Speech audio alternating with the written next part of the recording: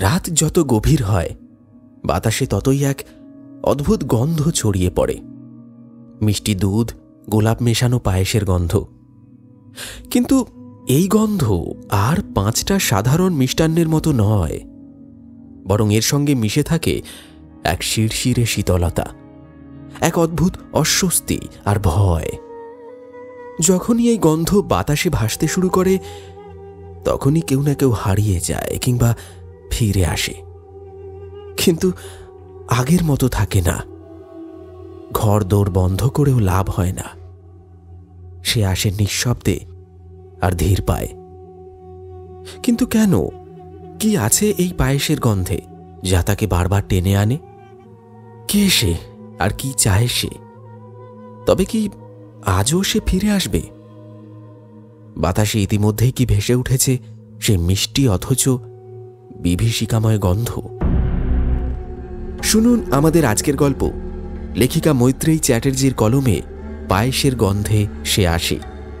আজও কিন্তু গল্পের শেষে থাকছে গল্পের মধ্যে থেকে একটি বিশেষ প্রশ্ন, যার সঠিক উত্তর আপনার নামের সঙ্গে কমেন্টে লিখে জানাতে ভুলবেন না। আমাদের গত এপিসোডে যারা যারা কমেন্ট করেছিলেন তাদের নাম আমি আজকের গল্পের শেষে ঘোষণা করব। তাহলে চলুন শুরু করা যাক আজকের গল্প। শুরু হচ্ছে লেখিকা মৈত্রেয়ী চ্যাটার্জির কলমে গ্রাম বাংলার হাড় হিম করা ভূতের গল্প পায়েসের গন্ধে সে আসে।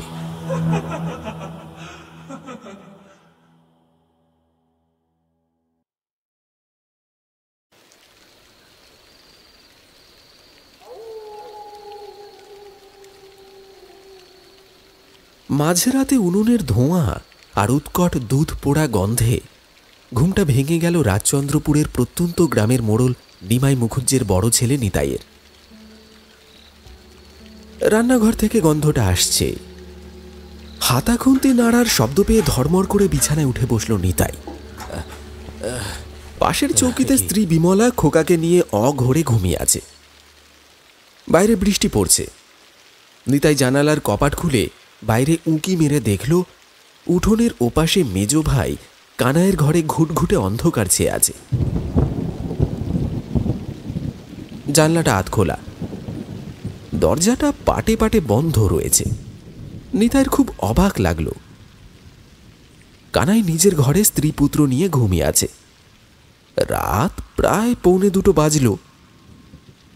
তাহলে এত রাতে কে আবার সাধ করে হেঁসেলে দুধ গরম করতে যাবে? ছোট ভাই বলাইয়ের ঘর ভাঁড়ার ঘরের পাশে। তবে কি বলাই হেঁসেলে গেছে? কিন্তু রাত বিরেতে হাতা খুন্তি নেড়ে কি করছে সে? হতভাগা দুধ পেল কোত্থেকে এত রাতে? সকালে মংলা গায়ের যে দুধটুকু দোয়ানো হয়েছিল সে তো খাবার সময় ফুরিয়ে গেছে। কারোর বাড়ি থেকে চুরি করে নিয়ে এলো নাকি হতচ্ছাড়া মাথা মোটা। আমার মান সম্মান ডুবিয়ে ছাড়বে দেখছি। মাথার ব্যামোটা বোধহয় আবার জেগে উঠেছে। কথাগুলো ভেবে এক লাফে তক্তপোষ থেকে নেমে এলো রাজচন্দ্রপুর গাঁয়ের প্রধান নিমাই মুখুজ্জের জ্যেষ্ঠ পুত্র নিতাই।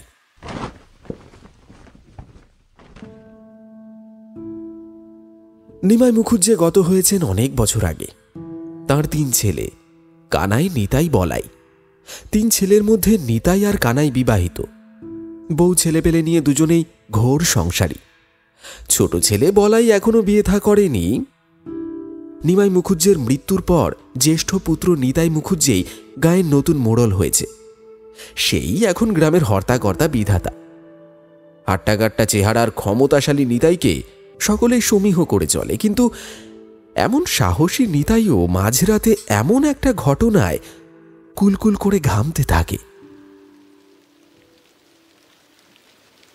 প্রথমটায় তো ছোট ভাই বলাই হেঁসেলে ঢুকে রাত বিরেতে পাগলামি করছে ভেবে একটা চেলা কাঠ নিয়ে তেড়ে গেছিল। হেঁসেল থেকে তখনও জোরে জোরে হাতা খুন্তি নাড়ার খটাং খটাং শব্দ ভেসে আসছে। তার সাথে নাক জ্বলে যাচ্ছে দুধ পোড়া গন্ধে। অথচ হেঁসেলের চৌকাঠে পা দিতেই নিতাইয়ের মাথাটা ঘুরে পড়ে যাবার জো হল। উঠোনে ছাইচাপা আগুন ধিকি ধিকি জ্বলছে। একটা বড় জামবাটিতে দুগ্ধ জাতীয় কোনো পোড়া কালো বস্তু পড়ে আছে। উঠোনে চাপানো কড়াইতেও ওই একই বস্তু পড়ছে। হাতা খুন্তির শব্দ হচ্ছে, কিন্তু কিন্তু বসার পিঁড়েটা খালি, কেউ নেই সেখানে। ভয়ে ভয়ে জামবাটি থেকে কিছুটা হাতে নিয়ে দেখল পোড়া পায়েসের তিতকুটে স্বাদ আর বিশ্রী দুধ পোড়া গন্ধে ভর্তি। মনে হলো কেউ পায়েস রাঁধতে গিয়ে পুড়িয়ে ফেলেছে।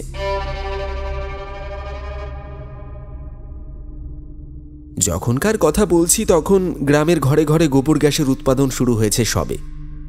নিতাইয়ের হেঁসেলেও তার ঘাটতি ছিল না।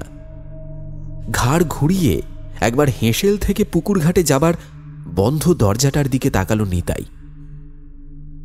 অন্ধকারে ভালো করে কিছু বোঝা যাচ্ছে না। তেলের কুপিটা জ্বালিয়ে সেদিকে চেয়েও আঁতকে উঠল। ওদিকেও কেউ নেই। তাহলে খুন্তি নাড়ার শব্দ আসছে কোত্থেকে? বলাই পাশের ভাঁড়ার ঘরে নাক ডাকিয়ে ঘুমোচ্ছে। বাড়ি শুদ্ধ সকলেই গভীর ঘুমে আচ্ছন্ন রয়েছে। তবু এই শব্দ আর গন্ধ কোত্থেকে আসছে? কে রেঁধেছে এই পোড়া পায়েস? নিতাইয়ের বুকটা কেঁপে ওঠে। মাথায় হাত দিয়ে মাটিতে বসে পড়েছিল সে।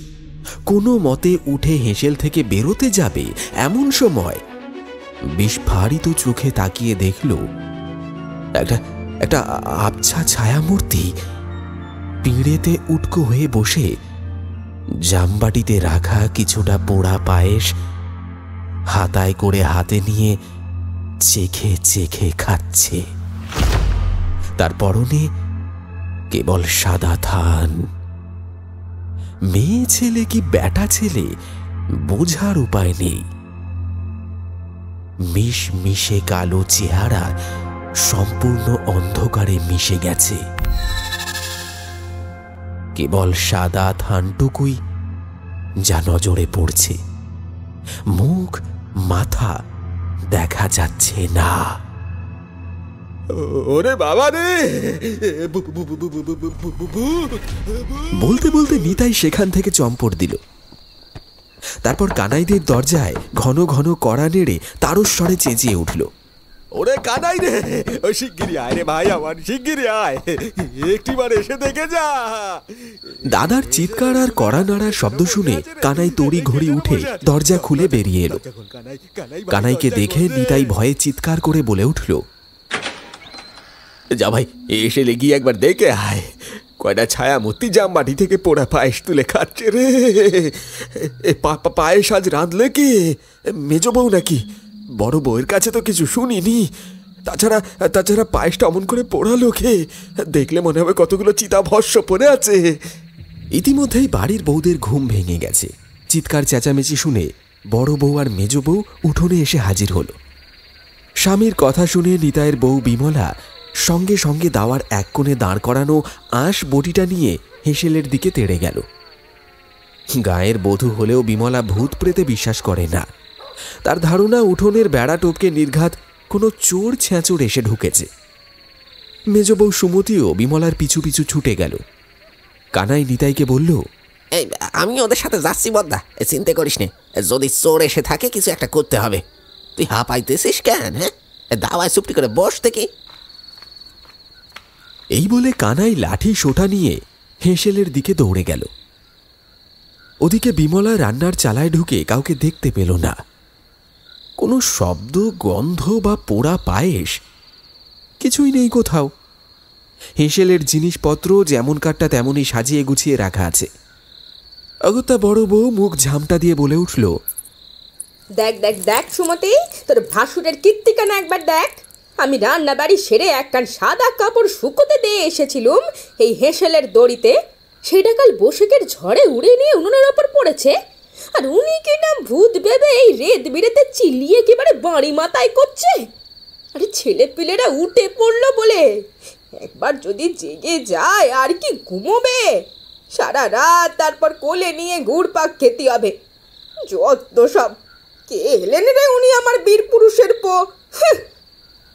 বিমলা রাগে গজগজ করতে থাকে। নিতাই পাংশু মুখে চুপচাপ গিন্নির গালমন্দ হজম করে। সে জানে বিমলাকে বিশ্বাস করানো অসম্ভব, অথচ নিতাই সত্যি সত্যি উনুন ধারে সাদা ধান পড়া একটা ছায়ামূর্তিকে বসে পোড়া পায়েস চাকতে দেখেছে। বিমলা চেঁচিয়ে বলে ওঠে, চেঁচি মাগো, তুমি নাকি গাঁয়ের মোড়ল, পুরুষ মানুষ বলে বলে চোখের মাথাখানা কি খেয়ে বসে আছো নাকি? উনুনের ধারে কেউ বসে নেই কো, আমি নিজের হাতে শুতে যাবার আগে উনুনটা নিভিয়ে তবে শুতে এইছি। আরে বলি হরি যাই আমার চিন্তা কেউ, এই ছোঁড় চেঁচড়ের আর খেয়ে দে কাজ নেই, এই গেরস্তের হেসেলে মাঝরাতে ঢুকে নাকি পায়েস রেঁধে খেতে বসবে, তাও আবার এই পোড়া পায়েস। তোমার মতো সঙ্গের সাথে না সংসার করতে যে আমার আজ এই অবস্থা। সুমতি বিমলাকে বুঝিয়ে সুঝিয়ে শান্ত করে ঘরে নিয়ে যায়। কানাই আমলান বদনে বৌদির কথা হজম করছিল এতক্ষণ। বিমলা চলে যেতে হাঁপ ছেড়ে বাঁচল। তবে কানাই কিন্তু তার দাদার কথা হেসে উড়িয়ে দেয়নি। বিমলা আর সুমতির সাথে সেও হেসেলে ঢুকেছিল। কাউকে বসে থাকতে না দেখলেও রীতিমতো পায়েসের পোড়ার গন্ধ পেয়েছে। এমনকি জামবাটিতে রাখা কিছু পোড়া কালো বস্তুও তার চোখে পড়েছে। উনুনে নিভু নিভু আঁচে একটা কড়াও বসানো ছিল, সুতরাং নিতাইয়ের কথা ফেলে দেবার মতো নয়। হয় তার বৌদি বিমলা পায়েস রেঁধে আঁচ নেভাতে ভুলে গেছে, নয়তো সত্যি অলৌকিক কিছু ঘটেছে। কিছুক্ষণ পর যে যার ঘরে চলে গেল। মেজ বউ স্বামী কানাইকে চুপি চুপি বলল, দাদার ভাব গতিক সুবিধের লাগছে নে, শরীর গতিক ভালো নয় কো। এত ভুল কি করে দেখতে পারে? মাথার ব্যামো হলো নাকি? একবার বরং কবরেজ মশাইকে খবর দাও। আরে চুপ কর বউ, চুপ কর। বদ্দার মাথার ব্যায়ামও হয় দেখো। মাথা যদি কারোর খারাপ হয়ে থাকে তাহলে সেটা বৌদির হয়েছে। আমি নিজের চোখে যে দেখে এলুম, জামবাটিতে পোড়া পায়েস পইরে আছে, উনুনে নিবু নিবু আছে, কড়াই বসানো। সেখানে কেউ না থাকলেও বাটি কড়াই উনুনের আজ সবই ছিল। দাদা কি বানায় বানায় কয়েছে নাকি? আমিও তো দেখে এসি, অথচ বৌদি বলছে সে নাকি কিছুই দেখেনে। দাদাকে কত আকথা কুকথা শোনালে, গাল মন্দ করলে, ওই অবাগের বেটিকে চিকিৎসা করতে হবে। ওর সাথে থেকে তোর চোখে নেওয়া হয়েছে। যা কইছে তুই হেইটাই বিশ্বাস করছিস, যত সবুজ বুকের দল। সুমতি আর কথা না বাড়িয়ে চুপচাপ শুয়ে পড়েছিল। কানাইয়ের চোখে কিন্তু ঘুম এলো না। শেষ প্রহরে ব্রহ্ম মুহূর্তে আবার হেঁসেলের দিক থেকে একটা টুংটাং শব্দ আর দুধ পোড়া গন্ধ ভেসে এলো। কানাই যদিও সজাগ ছিল, তবুও নিজের গায়ে চিমটি কেটে দেখল একবার নিশ্চিত হতে। তারপর সুমতিকে না তুলে চুপচাপ দরজা খুলে বেরিয়ে গেল। লাঠি বল্লম যা কিছু হাতের কাছে ছিল তা নিয়েই হেসেলে গিয়ে হাজির হলো। কিন্তু মানুষ হলে তবে তো তাকে মারবে।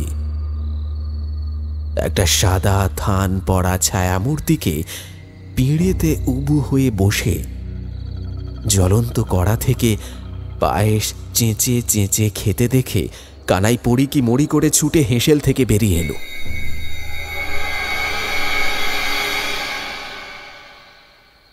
দাদা নিতাই যে কোনো মন গড়া কাল্পনিক ঘটনা বলেনি, তার চাক্ষুষ প্রমাণ আরো একবার পেল কানাই।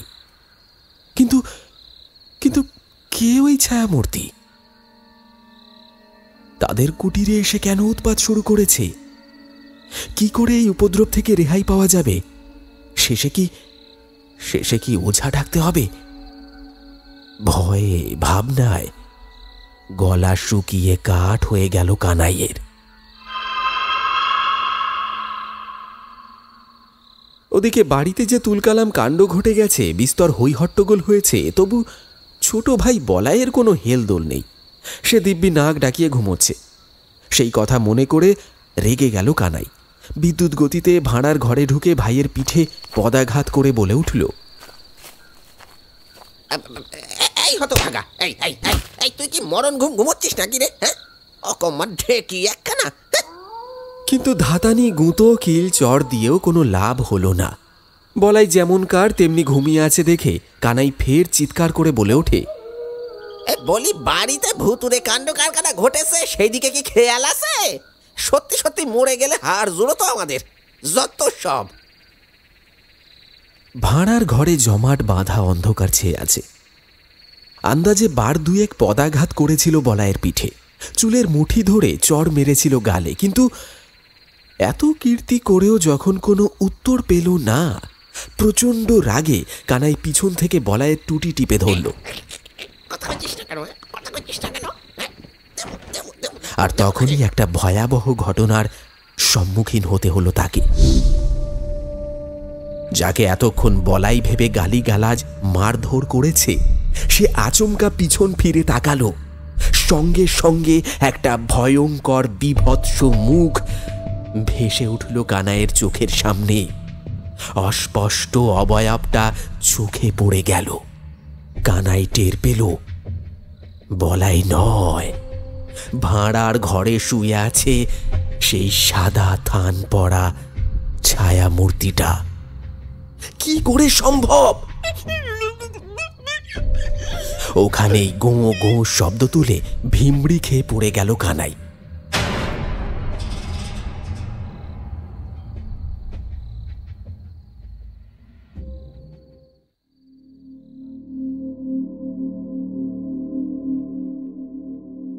কতক্ষণ ওভাবে পড়েছিল সে খেয়াল নেই। চোখে মুখে জলের ঝাপটা এসে হুঁশ ফিরে এলো। ইতিমধ্যেই সকাল হয়ে গেছে। ধীরে ধীরে চোখ মেলে দেখল ভাঁড়ার ঘরে নিতাই, বিমলা, সুমিত, বলাই সবাই তাকে ঘিরে ধরে বসে আছে। সকলের চোখে মুখেই চিন্তার ছাপ স্পষ্ট। ওদের দেখে ধরফর করে উঠে বসল কানাই। ছোট ভাই বলাইকে দেখে কানাই ভয়ে ভয়ে তাকালো।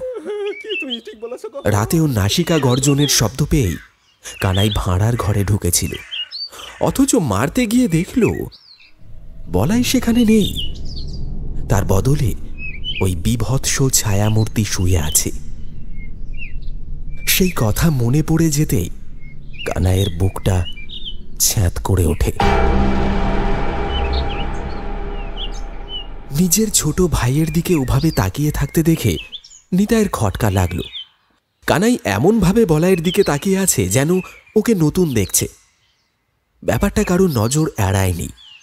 তবু বলাই যেহেতু দাদা বৌদির অবহেলার পাত্র, তাই এই নিয়ে বেশি জল ঘোলা করে লাভ নেই, এই ভেবে কেউ কোনো উচ্চবাচ্য করল না। নিতাই কানাইকে ধরে দাওয়ায় নিয়ে গিয়ে বসল। সুমতি গরম দুধের গ্লাসে ফু দিয়ে সামান্য ঠান্ডা করে কানাইয়ের হাতে ধরিয়ে দিয়ে বলল,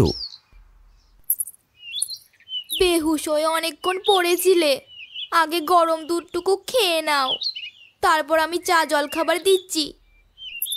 সুমতি চলে যাবার পর নিতাই কানাইকে চেপে ধরল। এদিক ওদিক তাকিয়ে গলা নামিয়ে বলল, তুইও কি তাকে দেখেছিস ভাই? কানাই ভয়ার্ত কণ্ঠে বলে উঠল, হ্যাঁ, আমিও কাক ভরে তারে স্পষ্ট দেখেছি। পেতমে দেখি গরম কড়াই থেকে পোড়া পায়ে সাথে তুলে সেটে সেটে খাচ্ছে। জিপটা লকলকে লম্বা। আমায় দেখে মুখ তুলে তাকালো। কি ভয়ানক দেখতে! পুরুষ নাকি মেয়ে মানুষ তা বোঝার উপায় নাই কো। ভীষণ ভয় পেয়ে গেলুম। বলাই রে ডাকতে যে দেখি বলাই নাক ডাকিয়ে ঘুমোচ্ছে। খুব রেগে গেলুম। তারপর ভাঁড়ার ঘরে ঢুকে লাথি সর কষালুম, তবু ব্যাটা নড়ে না। হঠাৎ আমার দিকে ফিরে তাকালো, দেখলুম সেই থান পরা ছায়ামূর্তিটা বলাইয়ের জায়গায় শুয়ে আছে। কিন্তু এইটা কি করে হতে পারে বদ্ধা? আমি নিজের কানে বলাই রে নাক ডাকতে শুনেছি। কি বলছিস কি রে ভাই? ভাঁড়ার ঘরে গিয়েও ঢুকেছে? এরপর তো জীবন অতিষ্ঠ করে ছাড়বে রে। অত ছাড়া বলাইটা কোনো কল কাটি নাড়ছে না তো। দেখে যা ভূত সেজে ভয় দেখি আমাদের ঘর ছাড়া করতে চাইছে কিনা। ওকে তো আমরা কেউ দু চোখে দেখতে পারি নে, সারাক্ষণ গাল মন্দ করি। তারই প্রতিশোধ নিশ্চয় হয়তো। বাড়িতে হঠাৎ করে এমন অশরীরী নজর পড়ে গেল। কে মনে হয় কালা জাদু করেছে। অহন তুই হলি গিয়ে রাজচন্দনপুরের নতুন মোড়ল, গায়ের মাথা বলে কথা, লোকের হিংসে তো হবেই। শত্রুরা ক্ষতি করার চেষ্টা করবে, তেমনই কিছু একটা হয়েছে। কালী গুণিনকে খবর দিতে হবে। এ জিনিস বাড়তে দেওয়া যাবে না। কালী এসে জোলা খুলে বসলেই ভূত পেরেত কালো জাদু সব হাওয়া হয়ে যাবে। সারাদিন এই নিয়ে পারিবারিক আলোচনায় ব্যস্ত ছিল সকলে। বিকেলে নিতাই কানাইকে নিয়ে কালী গুণিনের আখড়ায় গিয়ে হাজির হলো। কিন্তু কালী তখন বাসায় ছিল না। তার ভাইজি সুরমা বলল, কাকা আজ ভোর ভোর তারকেশ্বর রওনা দিয়েছেন। যজমান বাড়িতে উপায়নের অনুষ্ঠান আছে। ফিরতে সন্ধে পেরিয়ে যাবে, রাতও হতে পারে। আপনি নিশ্চিন্তে বাড়ি যান মোড়ল বাবু, আমি কাকাকে বলে রাখবো কেনে। আপনারে আর কষ্ট করে এত দূর আসতে হবে না। কাল সকালে আমি কাকাকে পাঠিয়ে দেব, কাকা ঠিক আপনার বাড়িতে চলে যাবে। নিতাই হতাশ হয়ে বাড়ি ফিরে এলো। কানাই বলল, শুধু আজকের রাতটুকু কোনোভাবে কাটাতে হবে বদ্দা। সুরমা যখন বলেছে সকাল হলে কালীগুণিন ঠিক চলে আসবে। নিতাই তবু ভরসা পায় না। চিন্তিত কণ্ঠে কানাইকে বলে, ভাই, আজ রাতের বেলা আমার সাথে দাওয়ায় শুবি। যদি আবার ওই একই ঘটনা ঘটে তাহলে আসল ব্যাপারখানা কি তা বুঝতে সুবিধে হবে। যদি বলাই হয়ে থাকে তাহলে ওরে পিটিয়ে সাল চামড়া তুলে জ্বালায় ফেলে দিয়ে আসবো কোন। কিন্তু যদি সত্যি তেনাদের কারবার হয় বা কেউ কালা জাদু করে থাকে, তবে তো কালী গুণিনের জন্য অপেক্ষা করা ছাড়া আর কোনো উপায় থাকবে না।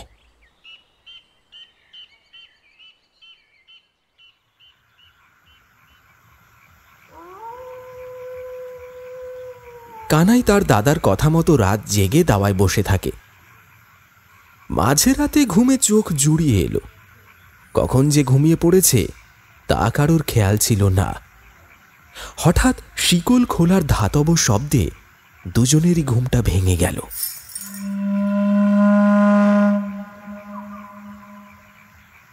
অন্যান্য দিন রাতে হেঁসেলের কাজকর্ম মিটে গেলে দরজা আলগা করে ভেজিয়ে রাখা হয়, কিন্তু গত রাতে এই ঘটনার পর আজ সব কাজ মিটিয়ে শুতে যাবার আগে বড় বউ শিকল তুলে দিয়েছিল।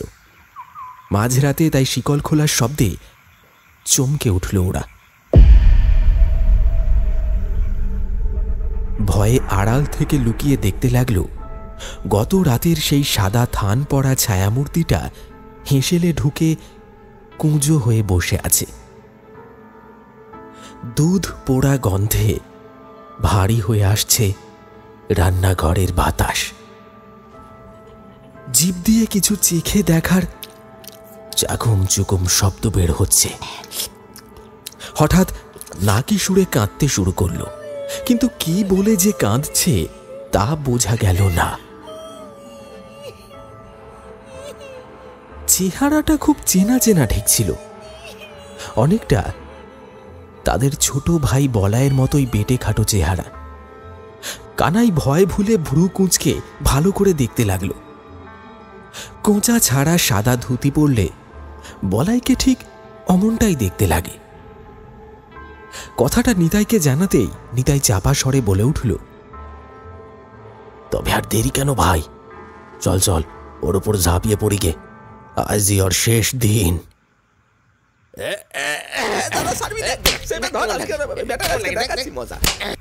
যেমন ভাবা তেমন কাজ। নিতাই কানাই দুজনে ছায়ামূর্তির পিঠের ওপর ঝাঁপিয়ে পড়ল, কিন্তু সত্যি কি মানুষের পিঠের ওপর ঝাঁপিয়ে পড়েছে তারা? কথাটা মনে হতেই কানাইয়ের হৃদস্পন্দন দ্রুত বেড়ে যায়, বুকে ক্রমাগত হাতুড়ির ঘা পড়ছে। নিতাইয়ের অবস্থাও তথৈব চ। ভয়ে দুরু দুরু বুকে লক্ষ্য করে দেখল বলাই ভেবে যার উপর ঝাঁপিয়ে পড়েছে সে আদপে কোনো মানুষই নয়, একটা অস্পষ্ট অবয়ব। ওদের শরীর ফুঁড়ে বেরিয়ে গেল যেন চোখের নিমেষে। ভয়ে ঠক ঠক করে কাঁপতে লাগলো দুজনে। এমন সাংঘাতিক ঘটনার সম্মুখীন হবে তা ওরা স্বপ্নেও ভাবেনি। কিন্তু কিন্তু ওই বেটে খাটো চেহারার ছায়ামূর্তিটা কার? অবিকল বলাইয়ের মতো দেখতে লাগছে, অথচ সে বলাই নয়। হাড় হিম করা ঘটনার আকস্মিকতায় ওরা স্তব্ধ হয়ে গেছিল। ভয়ে মুখ লুকিয়েছিল ঘরের কোণে। সকালে কালীগুণিন আসা অবধি অপেক্ষা করা ছাড়া আর কোনো গতিক নেই। তা বুঝে ভয়ে ইষ্ট নাম জপ করছিল দুই ভাই। এমন সময় ফের কেউ যেন ডুকরে কেঁদে উঠল। এবার হেঁসেলের ভিতর নয়, একেবারে নিতাই কানাইদের ঘরের সামনে। ঘরে ঘরে কড়া নেড়ে কোনো বয়স্কা বৃদ্ধা কাতর স্বরে কেঁদে কেঁদে বলছে, ও বাপ, আমার হাতে একটু পায়েস দে না রে বাপ, বড্ড খিদা পেয়েছে, বেশি চাই না, একটুখানি দে, কদিন প্যাডে কিছু পড়ে নাই। তগো হেসেলে গিয়া দেখলুম পায়েসের পোড়া বাটি খানি পইরাছে, ওইটা পোড়া হইলেও বাপরে, ওইটা তিয়া একটুখানি দে আমারে। ছায়ামূর্তির কণ্ঠে পার্থিব ভাষা শুনে নিতাই জানালা দিয়ে উঁকি মেরে দেখার চেষ্টা করল। একটু পায়েস দে না। একবার মনে হলো সত্যি কোনো মানুষের গলা, হয়তো কোনো পাগল বা ভিখারিনী না খেতে পেয়ে দরজায় দরজায় ঘুরছে। এখনই ঘাড় ধরে তাড়িয়ে না দিলে রোজ হেঁসেলে ঢুকে উৎপাত করবে, খাবার চাইবে। কিন্তু পরক্ষণেই মনে হলো পাগল বা ভিখারি যাই হোক, সে ওদের উঠোনে ঢুকবে কি করে? লোহার ফটক বন্ধ, চারিদিকে উঁচু পাঁচিলের ঘেরা। তাছাড়া একটু আগেই যে হাড় হিম করা দৃশ্যটা তারা দুই ভাই সচক্ষে দেখেছে, তা কখনো চোখের ভুল হতে পারে না। হেঁসেলে ঢুকে নিতাইয়ের ঠিক পিছনেই কানাই দাঁড়িয়েছিল, আর ওদের দুজনের বুক ফুঁড়ে ওই ছায়ামূর্তি হেঁসেল থেকে বেরিয়ে গেছে। কোনো রকম চোট বা ধাক্কা লাগেনি। এ যে অসম্ভব। কিন্তু ওই অশরীরই কেন রোজ রাতে মোড়ল বাড়িতে হানা দিচ্ছে? কোনো সময় পায়েস খেতে চাইছে, কখনো নিজেই পোড়া দুধের পায়েস রেঁধে খাচ্ছে। এও কি সম্ভব? নাকি ওদের হঠাৎ করে মাথায় ব্যামো হয়েছে?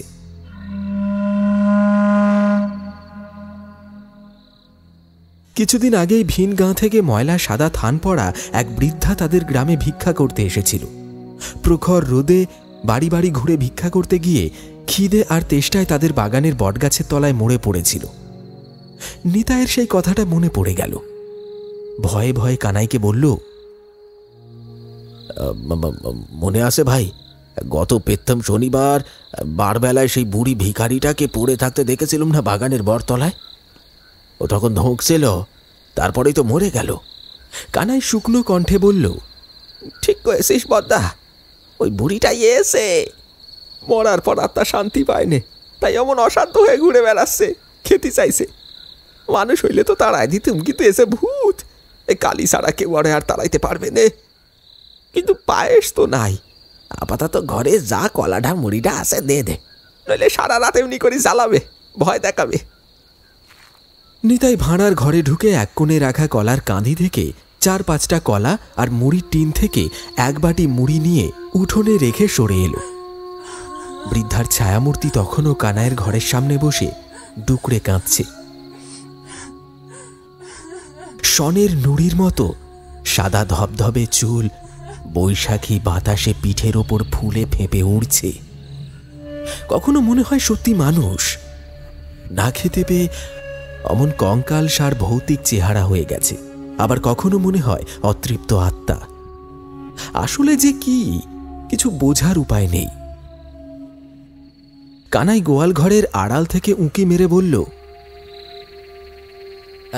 ঘরে চাল কলা যা আছে তাই দিলুম, খেয়ে নাও বুড়িমা।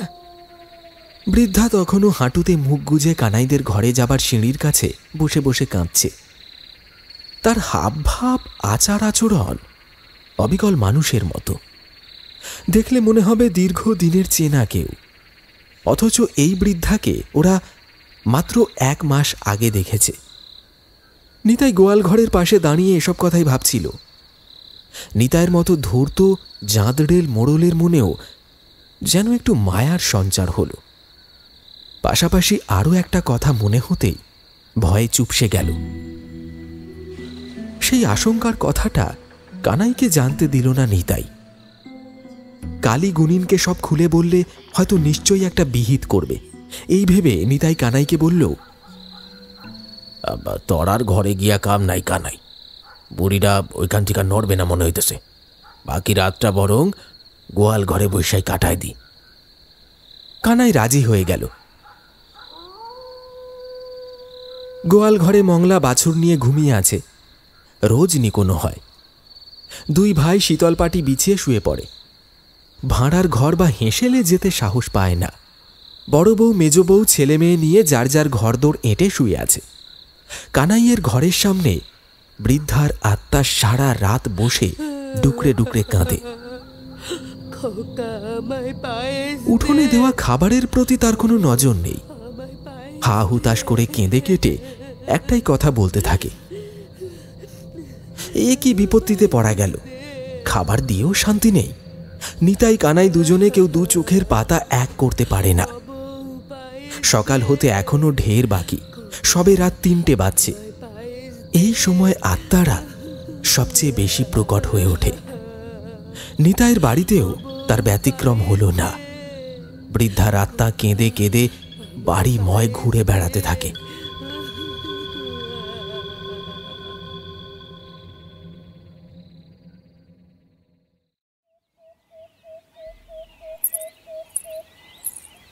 এই যে বুড়ি, এত বেলি হয়ে গেল এখনো ওটার নাম নেই কো? বলি রাঁধের এটো বাসনগুলো যে কলতলায় পড়ে আছে সেগুলান কে মাজবে শুনি? শরীরটা মোটেও ভালো নেই রে বউ, জড়িয়েছে। আজ আর কলতলায় যেতে পারবো নে। খুব খিদাও পেয়েছে, জিভে কোনো স্বাদ নেই, টিটকুটে হয়ে আছে। একটু পায়েস এনে দে না মা। আজ তো নাতির জন্মদিন, তুই পায়েস রান্না করেছিস জানি, সুগন্ধ পাচ্ছি। একটু এনে দে মা, জিভটা জুড়াক, পেটটা ভরাই। বউ খেঁকিয়ে উঠে বলল, বুড়ির শখ কত, যত বয়স বাড়ছে একেবারে নোলাও তত বাড়ছে। বলে কিনা পায়েস খাবে। আমে যা, এদিক পানে একবারটি আয় তো দেখি, বুড়ির কথা শুনে যা। 4 বয়স হতে চললো, মরণকালে এখন পায়েস খাবার শখ হয়েছে। বলি হরি যাই যত সব, কোন ভিখিরির ঘরে বেয়ে দিয়েছে আমায়, বাপরে বাপ। রাত দিন শুধু খাই খাই আর খাই খাই, এত খেয়েও পেট ভরে না রাক্ষসীর। এবার শুধু আমাদেরই খেতে বাকি আছে দেখছি। আমি যাই দিদি, খোকা কানছে, অরে দুধ খাওয়ায়া আসি। খানিক পরে মেজ বউ খালি ঝিনুক বাটি হাতে এসে হাজির হলো বাড়ির পিছনে গাছপালার আড়ালে থাকা একখানি ভাঙা কুটিরে। বড় জায়ের সাথে গলা মিলিয়ে সেও আ কথা কু কথা বলতে লাগলো অসুস্থ বৃদ্ধাকে। তুচ্ছ তাচ্ছিল্য করে জোর জবরদস্তি বৃদ্ধাকে তুলে দিয়ে ঘর থেকে বেরিয়ে গেল। বৃদ্ধার গায়ে এক ফোঁটা শক্তি ছিল না। ছেলে বউদের অত্যাচারে অতিষ্ঠ হয়ে বৃদ্ধা উঠে দাঁড়াবার চেষ্টা করেছিল, কিন্তু পারেনি। টাল সামলাতে না পেরে মাটিতে পড়ে গেল। কপাল ফেটে চৌচির, মাথা বন বন করে ঘুরছে, চোখে অন্ধকার দেখল বৃদ্ধা। ওইদিকে দাওয়ায় 2 ছেলে পাত পেড়ে খেতে বসেছে। বৃদ্ধার বড় নাতির 5 বছরের জন্মদিন উপলক্ষে মাংস, পোলাও, মাছের কালিয়া, মুগ ডাল, ভাজাভুজি, পায়েস, চাটনি, মিষ্টি এলাহি আয়োজন করেছে বড় বউ আর মেজ বউ মিলে। পুকুর থেকে মাছ, খোঁয়ার থেকে মুরগি। অনুষ্ঠানে কোনো ত্রুটি রাখেনি তারা। তবে গ্রামের কয়েকজন মাতব্বর গোছের লোককে বলার ইচ্ছে ছিল, কিন্তু বৃদ্ধা মায়ের জন্য তা সম্ভব হয়নি। লোকজন বাড়িতে এলে সবার সামনে তাদের মা বিলাপ জুড়ে দেয়। ছেলে বউয়ের কীর্তিকলাপ সবার কাছে ধরা পড়ে যাবার ভয়ে কেউ আর ডাকতে পারে না। বড় ছেলে বিমল আক্ষেপের সুরে বলল, মাকে নিয়ে ঝামেলি শেষ নাই কো, একটু যে লোক ডেকে খাওয়াবো তারও উপায় নেই, অমনি উঠে চলে আসবে। মেজ ভাই তার দাদাকে সমর্থন করে, মায়ের ওপর বিষোদগার করতে থাকে। তারপর হাত চেটে পায়েস খেয়ে উঠে পড়ে। ওদিকে মাঝে ক্ষুধার্ত, একটু পায়েস চেয়ে গালমন্দ ছাড়া আর কিছুই জোটেনি, ঘরে অজ্ঞান হয়ে পড়ে আছে, সেদিকে কোনো হুঁশ ছিল না তাদের। ঠাকুমার কাছে নাতি নাতনিদের ঘেঁষতে দেয় না তারা। নাতি নাতনিদের জন্মদিনে ঠাকুমার আশীর্বাদ নিতে যাবার শিক্ষাটুকু দেয়নি তারা। ছোট ছেলেটা চালচুলোহীন বাউন্ডরুলে স্বভাবের, বনে বাঁদরে ঘুরে বেড়ায়, সংসারের কোনো দায়িত্ব নিতে চায় না, কাজকর্মও করে না, দাদাদের গলগ্রহ করে পড়ে থাকে। মাকে ভালোবাসলেও তাকে দেখাশোনা করার ক্ষমতা নেই। দুপুরে এলাহি ভোজের পর দুই ছেলে তাদের স্ত্রীপুত্র নিয়ে গরুর গাড়িতে চেপে সদরের হাটে গেল। কেনাকাটা করে ঘুরে ফিরে বায়োস্কোপ দেখে তারা যখন ঘরে ফিরে এলো, নিতাই কানাইয়ের মা বৃদ্ধ কাত্যায়নী দেবী তখন পড়ে পড়ে ধুঁকছে। কিছু আগেই হুঁশ ফিরে এসেছে, ক্ষীণ কণ্ঠে ফুঁপিয়ে ফুঁপিয়ে কাঁদছে, তেষ্টায় ছাতি ফেটে যাচ্ছে, কিন্তু কুঁজোয় এক ফোঁটা জল নেই। জল থাকলেও গড়িয়ে দেবে কে, সেই ক্ষমতাও যে তার নেই। বৃদ্ধা কোনো রকমে বুক ঘষ্টে কুটিরের দরজার কাছে আসে, কিন্তু হাজার ডেকেও কারোর সারা শব্দ পায় না। ছেলে, বউ, নাতি নাতনি কেউ যে বাড়িতে নেই, সবাই তাকে একলা ফেলে বেড়াতে বেরিয়ে গেছে। বৃদ্ধা কাত্যায়নী দেবীর তা জানা ছিল না। বৃদ্ধা মায়ের স্থান হয়েছে বাগানের ভাঙা কুটিরে। ছোট ছেলে বলাই বাড়ির পিছনে জঙ্গলে ঘুরঘুর করছিল। খিদে তারও পেট চোঁচো করছে। হঠাৎ মায়ের ক্ষীণ কণ্ঠস্বর কানে এলো তার। বলাই ঘরে ঢুকে কুঁজো নিয়ে পুকুরের দিকে ছুটে গেল। কুঁজো ভরে জল নিয়ে যখন ফিরে আসছে, এমন সময় দাদা বৌদিরা হাসতে হাসতে সদর দরজার তালা খুলে বাড়িতে প্রবেশ করল। সকাল থেকেই মায়ের কোনো সাড়া শব্দ পায়নি, তবু বাড়ি এসে বৃদ্ধা মাকে একটিবার দেখতে যাবার কথাও তাদের মনে এলো না। ওদিকে বৃদ্ধার তখন শ্বাস উঠে গেছে। বলাই কথা বলতে পারে না, তার গোঙানির শব্দ ভেসে আসে। সেই আওয়াজ শুনে রাগে চেলা কাঠ নিয়ে ভাইকে মারতে ছোটে তড়িৎকর্মা দাদারা। তারা গিয়ে দেখে অসুস্থ বৃদ্ধা মায়ের বুকটা হাঁপড়ের মতো ওঠা নামা করছে। মেজো ছেলে কানাই তার বর্দার কানে ফিসফিস করে বলল, বুড়ি এবার সত্যি সত্যি টেসে যাবে বদ্দা। নিতাই চাপা গলায় বলল, তোর মুখে ফুল চন্দন পড়ুক।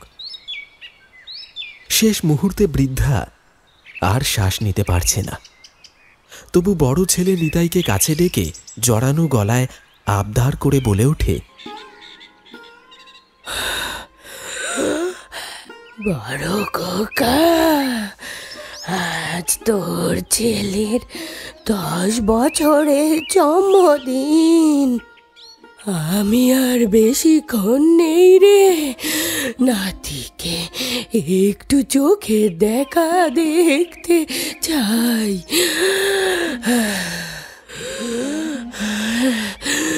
সারা বাড়ি পায়েসের গন্ধে মম করছে। আমায় একটু পায়েস এনে দিবি রে বাপ। আমার শেষ ইচ্ছে পূরণ কর। একটিবার নাতিকে দেখে পায়েস খেয়ে তবেই মরতে পারবো রে বাচ্চা। কিন্তু কানাই ছেলেকে তার ঠাকুমার কাছে আনা তো দূরের কথা, 1 চামচ পায়েসও খেতে দিল না নিজের মাকে। বৃদ্ধা আর কিছু বলার সুযোগ পেল না। সময় ঘনিয়ে এলো। বলাই কুঁজো থেকে জল গড়িয়ে মুখে দেবার আগেই বৃদ্ধা কাত্যায়নীর চোখ দুটো ছেলেদের মুখের দিকে তাকিয়ে চিরতরে স্থির হয়ে গেল।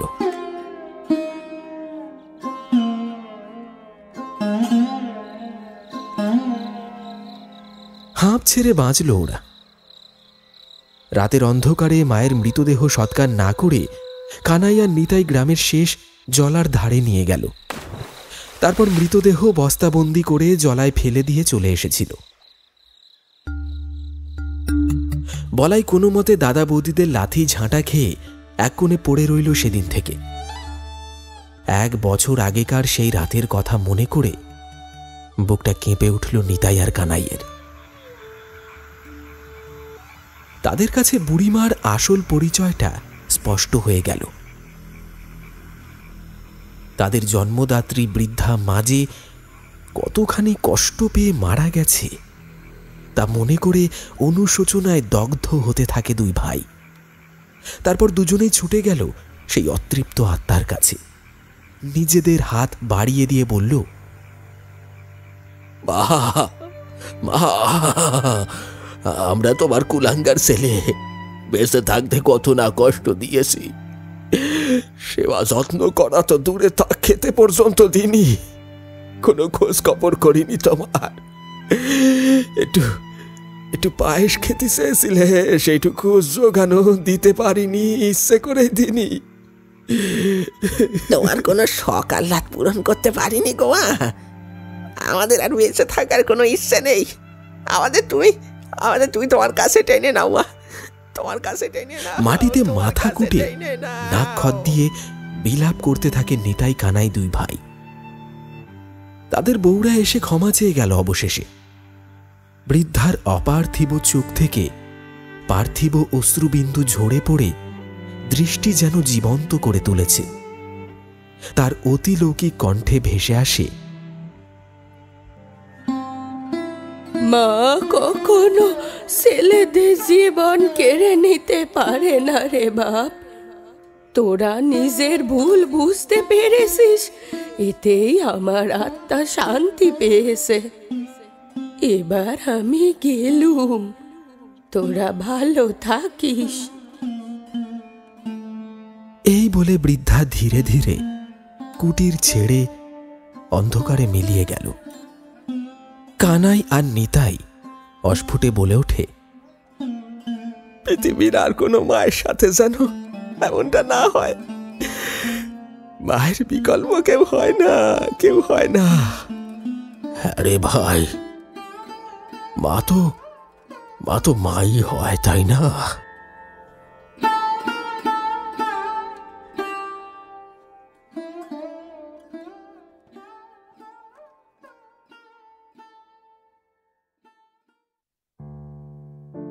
শুনলেন পায়েসের গন্ধে সে আসে। যেমনটা গল্পের শুরুতে বলেছিলাম, আজকের গল্পের মধ্যে থেকে থাকছে একটি বিশেষ প্রশ্ন, আর সেই প্রশ্নটি হচ্ছে, নিতাই এবং কানাই যখন কালীগুণিনকে ডাকতে তার বাড়িতে গিয়েছিলেন তখন কালীগুণিন বাড়িতে ছিলেন না, তবে তিনি সেই সময় কোথায় গিয়েছিলেন? এই প্রশ্নের সঠিক উত্তর আপনার নামের সঙ্গে এবং আপনি কোন জায়গা থেকে গল্পটি শুনলেন সেটিও মেনশন করে কমেন্টে লিখে জানাতে ভুলবেন না। আমাদের আগের গল্পের প্রশ্নটি ছিল, প্রীতমের গাড়িটা যখন চাকদহের চৌরাস্তার মোড়ে এসে থমকে দাঁড়ালো সেই সময় রাত কটা বাজে? উত্তরটা ছিল 9:34। সঠিক উত্তর দিয়েছিলেন খন্নান থেকে শুভেন্দু মাঝি, গড়িয়া থেকে অভিজিৎ ভৌমিক, হাওড়া থেকে ইমরান লস্কর, হুগলি থেকে সৌভিক, কাকদ্বীপ থেকে ঈশানদিতা, হাওড়া থেকে মিঠুন, রাজকোট থেকে তরুণ দাস, দুবাই থেকে আব্দুল সত্তর, দক্ষিণ বারাসাত থেকে দীপক হালদার, দক্ষিণ 24 পরগনা থেকে হাসানুর, তারকেশ্বর থেকে পার্থিব সামন্ত, পশ্চিম মেদিনীপুর জেলার গোপীগঞ্জ থেকে আকাশ মান্না, চাকদহ থেকে আরোহী, হাওড়া থেকে রুবিয়া, দিল্লি থেকে রহুব গাজী, দক্ষিণ 24 পরগনা থেকে রিম্পা দাস, রাজস্থান থেকে সলমান, হাওড়া থেকে পীযূষ ব্যানার্জি, ধনিয়াখালী থেকে রাজু মণ্ডল, গাংনাপুর থেকে বাঁধন বিশ্বাস, বাগুলা থেকে জয় মণ্ডল, হুগলি জেলার কানাইপুর থেকে নন্দ দুলাল নস্কর, চাকদহের চৌরাস্তা থেকে কমেন্ট করেছেন ঝুমা, হাওড়া থেকে সুমন মুখার্জি, পূর্ব মেদিনীপুর থেকে সন্দীপ মেহতা নন্দকুমার, অগ্রদ্বীপ থেকে মিষ্টি, পূর্ব বর্ধমানের জামালপুর থেকে সন্দীপ মালিক, জলপাইগুড়ি থেকে মিতু, চাঁদপুর হুগলি থেকে সুস্মিতা। আপনাদের প্রত্যেককে অনেক অনেক ধন্যবাদ জানাই আমাদের গল্পগুলি মনোযোগ সহকারে শুনে প্রশ্নের সঠিক উত্তর কমেন্টে লিখে জানানোর জন্য। তাহলে চলুন আজকের মতো বিদায় নেওয়া যাক। আবার আসছি একটি টানটান উত্তেজনায় পরিপূর্ণ নতুন কোনো এপিসোডের সাথে আগামী গল্পে। ততক্ষণের জন্য সবাই সঙ্গে থাকুন, সবাই ভালো থাকবেন এবং সুস্থ থাকবেন। ধন্যবাদ।